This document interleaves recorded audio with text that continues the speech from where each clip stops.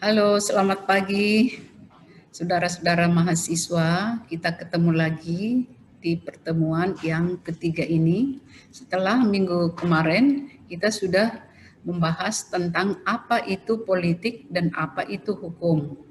Bagaimana kaitan politik dengan hukum kita sudah memahami secara bersama-sama, dan juga kita sudah membahas tentang pendapat-pendapat para ahli.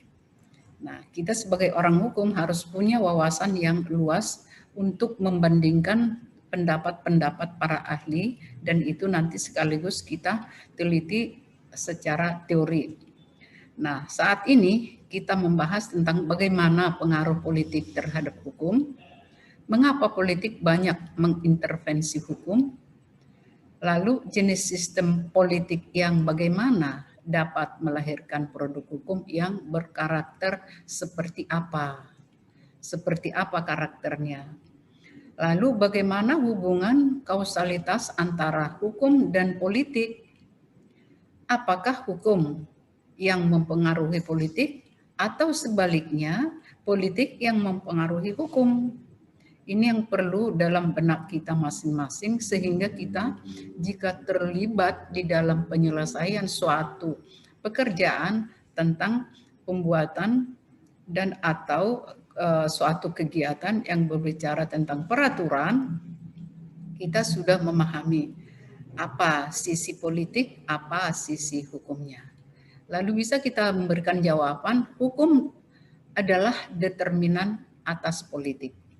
Dalam arti bahwa kegiatan-kegiatan politik diatur dan tunduk pada aturan-aturan hukum.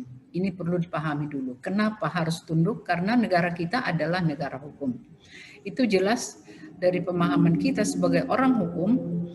Negara kita adalah negara hukum sebagaimana yang diatur dalam pasal 1 ayat 3, junto pasal 27 ayat 1, junto pasal 28D ayat 1.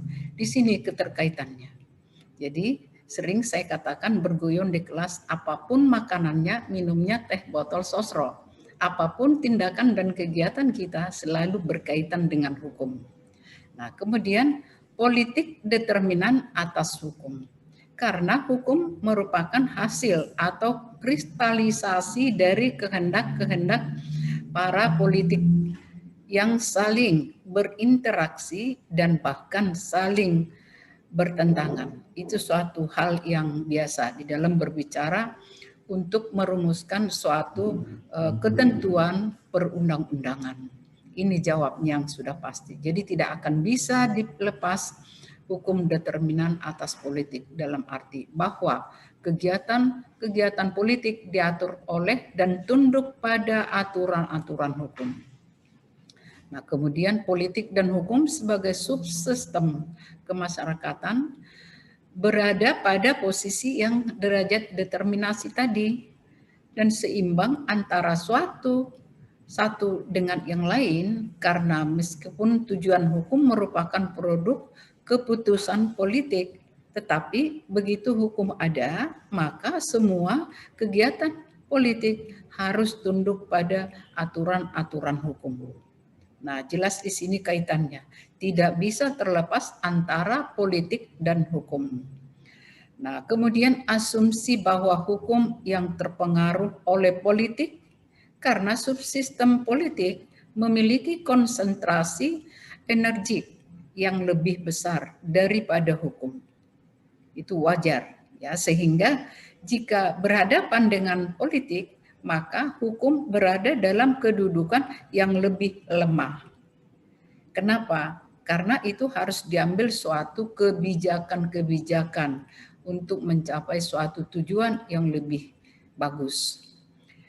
Kita juga minta pendapat Daniel Eslev yang sangat terkenal dengan politiknya untuk memahami sistem hukum di tengah-tengah transformasi politik. Harus diamati dari bahwa dan bagaimana peran sosial politik, apakah yang diberikan orang kepadanya atau karena lebih kuatnya konsentrasi energi politik, maka menjadi ada alasan supaya konstelasi bahwa kerap kali atau acap kali atau seringkali otonomi hukum di Indonesia diintervensi oleh politik. Nah, di sini kadang-kadang sering berbenturan. Apa yang dikatakan Daniel S. Lev ini itulah kenyataan di lapangan.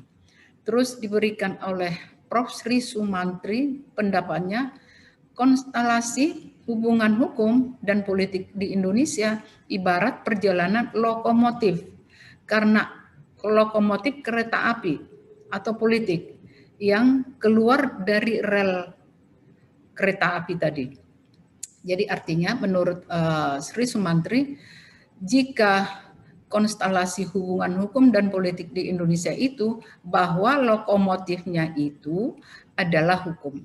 Tetapi di dalam praktek kadang-kadang hukum itu keluar dari relnya, ya, itu pengaruh politik.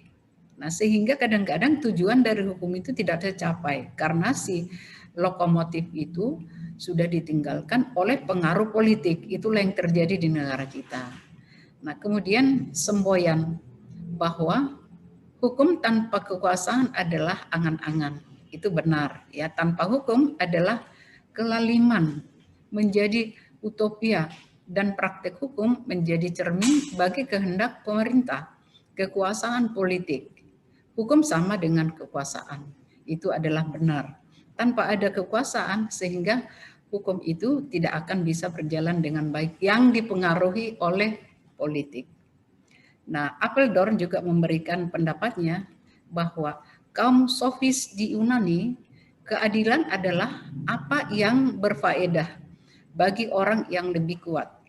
Sedangkan Lassalle mengatakan konstitusi suatu negara bukanlah undang-undang dasar yang tertulis yang hanya merupakan secarik kertas, melainkan hubungan-hubungan kekuasaan yang ada di dalamnya di dalam suatu negara.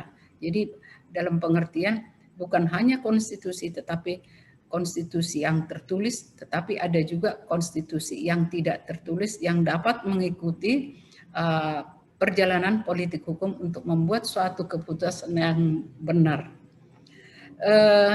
Demikian konsep demokrasi sebagai sistem politik. Nah, lalu kita simpulkan secara normatif, indikatornya variabel, konfigurasi, indikator bagi produk hukum adalah proses pembuatannya, kemudian pada konfigurasi politik yang demokrasi agar perwakilan rakyat berperan dalam menentukan arah kebijakan, dan seterusnya. Pemerintah melaksanakan keputusan itu dengan keputusan yang benar berdasarkan keinginan rakyat. Demikian yang bisa disampaikan dalam pertemuan ini. Nanti kita lanjutkan ke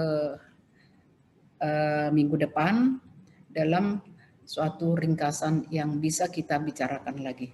Sekian dan terima kasih, sampai ketemu lagi.